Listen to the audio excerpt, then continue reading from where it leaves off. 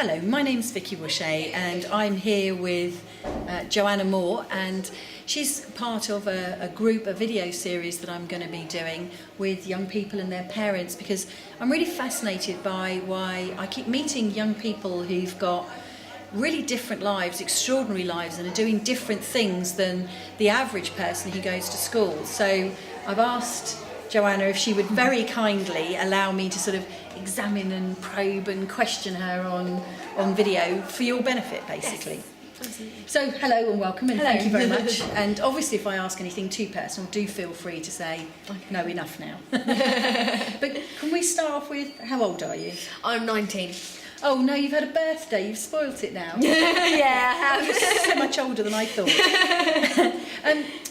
Part of the reason that we're talking is that I know that you're interested in property. Yes. So can you give us a little snapshot of what you're up to at the moment? What are you doing? Yes. So at the moment I'm sourcing in, properties for other investors to buy because I started in property when I was 17, so I couldn't buy my own property, you know, I couldn't get mortgages, etc, etc. So I started to find investors, people with money, and I would find the deals and then sell those deals to them. That's so loaded with so much language there that if we just sort of explain that back, which is fine, but we get so used to it, didn't you? So what Joanna's saying, and we'll work out how she even came to think of this at the age of 17, but she worked out at the age of 17 that she wasn't old enough to get a mortgage. Fair enough, we understand that, you have to be 18. But obviously, and we'll work out in a minute where that was, she was interested in property.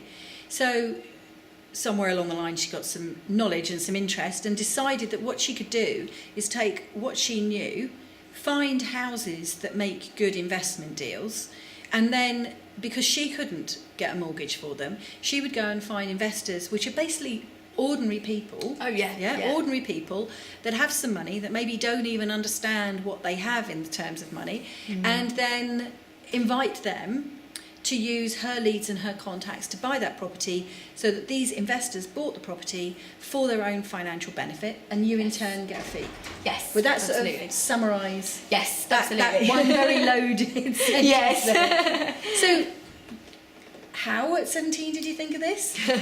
Well, my dad got me into sort of the whole idea about running your own business, being your own boss, not getting a job. When I was 16, actually, I went on a public speaking course with a lady called Dr. Joanne Moore from New Zealand. Yeah. Very inspiring lady, my absolute idol. And when he asked me if I wanted to go with him, I was just sort of like, yeah, I could go. And, you know, public speaking was always going to be a great skill to have. So he made me ask him about 10 times before he actually booked me onto the course. Now, the course was quite a lot of money, and obviously I was just a teenager going along because it might be a good idea. So I guess he maybe wanted to check that I really did want it. But because he asked me because he made me ask him about 10 times before he actually booked me on the course, that made me want it a lot more. So I have no idea if that was deliberate or if he just forgot. But yeah, so I went on this course and I learned about online marketing, speaking and business, and that's how I got into business. And then the online business didn't really work because I'm a people person, and property is of course a people's game. So I was on a personal development course that, again, my dad took me on because I now had an interest in business and creating a better life for myself. And then I met some guys who talked about property, and I went on a couple of their courses and I loved it. And I'm sorry if I keep laughing. All right. It's nothing that you're saying is funny. It's more that it's just awesome. it's just awesome. You know, and I've done similar things with one of my daughters, that she's come along to some events and everything. So can we just go back to your dad then? Mm-hmm. What about him then? Why did he even think of doing that? Because there might be some parents, I mean, you know, I'm nodding, yes, I know Joanna Martin. I actually did quite a lot of training with Joanna as well. But some people won't even know who these people are we're mentioning. And in some ways, it's not really so important who we did what with, but the point at which, what made your dad think of suggesting to you to do a public speaking course? What was he doing? Well, my dad's been self-employed for probably about 15 years with the utility warehouse. He's been a senior distributor for them, and he wanted another income stream. Because he read some books around what your book, Property for the Next Generation, is about this new way of thinking. His wasn't about property, it was about business, but it was very similar books that he was reading. So he wanted to create more income, more passive income, so that he had more time to spend with us and to do what he wanted to do.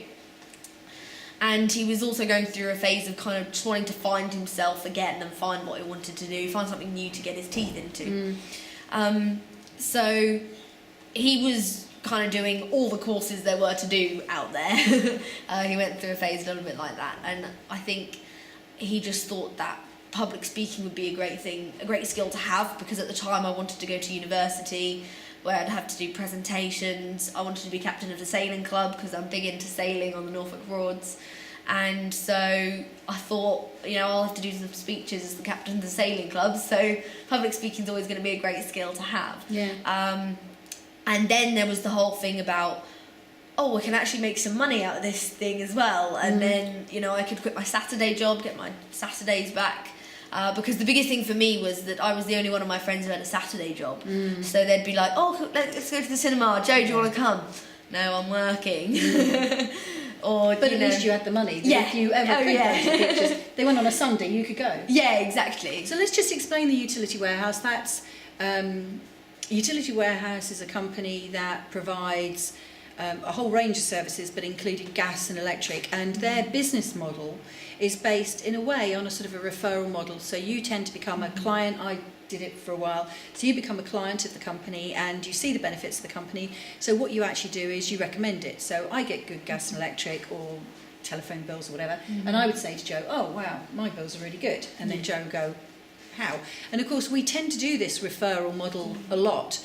We might even do it with a picture. Oh, I went to see Les Miserables, it was brilliant. Oh yeah, I'll go. But I wouldn't have got paid for that. Whereas this actually creates a business model where you can get paid for the referrals, and they've taken it that much further that referral role then becomes a job, and it's sometimes called network marketing or multi-level marketing, because there's a whole structure and training around that. So obviously if your dad's been doing that for 15 years, there's quite an entrepreneurial set of genes coming down the family line anyway. I suppose so, yes. So he's maybe not your average dad, but there are lots of mums and dads out there that run their own businesses. Oh, yeah. So at some point, do you know, and obviously this is a bit speculation given that you're 19 and he would have started this when you were 4, do you know what reading he did or something that he did that either got him into network marketing or maybe got him thinking, I've been doing network marketing for 15 years, I want to do something else? Do you know, have you had that as a conversation with him?